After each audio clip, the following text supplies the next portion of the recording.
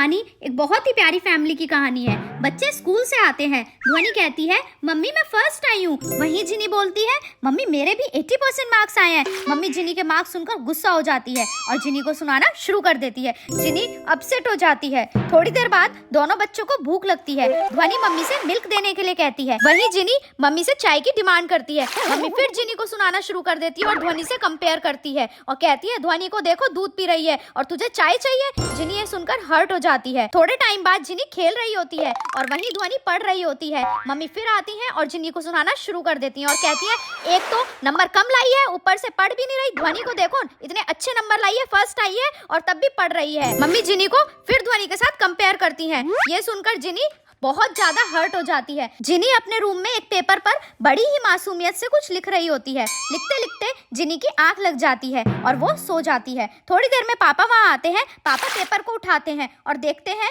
कि ये तो एक लेटर है। जिनी ने भगवान को लेटर लिखा है। उसमें लिखा होता है डियर गॉड, मेरा नाम जिनवानी जैन है। मैं 5th क्लास में पढ़ती हूँ। मैं बहुत मेहनत करती हूँ पर अच्छे मार्क्स नहीं ला पाती, जिसकी वजह से मेरी मम्मी मुझे ध्वनि के साथ कंपेयर करती है। Please help me. पापा ये पढ़कर बहुत गुस्से में आ जाते हैं। वो जिनी को उठाकर उसके रूम में सुला देते हैं और मम्मी को सुधारने के लिए प्लानिंग करते हैं। नेक्स्ट डे पापा ऑफिस से आते हैं और पूरा घर फैला देख मम्मी को सुनाते हुए कहते हैं पड़ोस वाली बबीता भाभी को देखो कैसे घर चमका कर रखती है, तुमसे तो ये भी नहीं होता। फिर थोड़ी देर में मम्मी पापा के पास अपना फोन रिचार्ज करने के लिए आती है। पापा फिर सुना देते हैं तुम्हें इतना काम भी नहीं आता, सारी लेडीज अपना फोन खुद रिचार्ज कराती हैं पर तुम्हें कुछ नहीं आता। नेक्स्ट मॉर्निंग मम्मी घर की सफाई कर रही होती हैं। पापा जॉगिंग पर जा रहे होते हैं और मम्मी को सुनाना शुरू कर देते हैं सारा दिन घर में बैठी रहती हो, मोटी हो रही हो। बबीता और कविता भाभी को देखो कैसे जॉगिंग पर जा जाकर स्लिम ट्रिम हो गई हैं, पर तुमसे तो कुछ नहीं हो पाता। ये सुनकर मम्मी को गुस्सा आ जाता है। थोड़ी देर बाद मम्मी पापा को खीर देती हैं खाने के लिए, जो बबीता भाभी देकर जाती है पापा के लिए। खीर क्या जबरदस्त खीर बनी है। पापा ऐसे रिएक्ट करते हैं कि जैसे पापा ने कभी जिंदगी में ऐसी खीर ना खाई हो